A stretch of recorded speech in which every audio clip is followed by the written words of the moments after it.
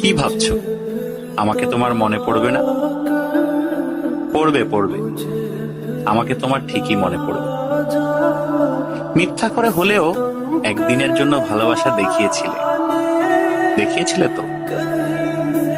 মিথ্যে করে হলেও কাছে তো এসেছিলে, কি এসেছিলে না? তোমার ভালোবাসা মিথ্যা হতে পারে, তোমার কাছে আসা অবুঝ দিনের বেড়ানোর সুখ হতে পারে, অপ্রাপ্তবয়স্ক আবেগ হতে পারে।